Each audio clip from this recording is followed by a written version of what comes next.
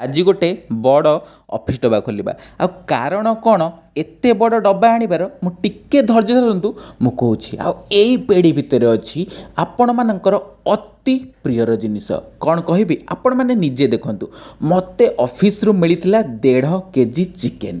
ତ ମୋତେ କୁହାହେଇଥିଲା କି ରଜତ ଆଜି ଗୋଟେ ଚିକେନ୍ କୋର୍ମା ବନେଇକି ନେଇକି ଆଣ। ଯେଉଁ ଭିଡ଼ିଓଟା ଆପଣ ପକେଇଥିଲେ ଆମେ ଦେଖିଥିଲୁ ବହୁତ ବଢ଼ିଆ ଦେଖାଯାଇଥିଲା। ମୁଁ କହିଲି ହଉ ଠିକ୍ ଅଛି, ଚିକେନ୍ ଆପଣଙ୍କର, ତେଲ ମସଲା ଯାହା ଲାଗିବ ସବୁ ମୋର, ତା ସାଙ୍ଗରେ ବାସନ ମଜାଟା ବି ମୋର ଫ୍ରି। କ'ଣ କରିବା ଭାଇ, ଯେହେତୁ କହୁଛନ୍ତି ତ ସମସ୍ତଙ୍କୁ ଖାଇବା ପାଇଁ ଦେବାଠାରୁ କିଛି ବଡ଼ ଜିନିଷ ନାହିଁ।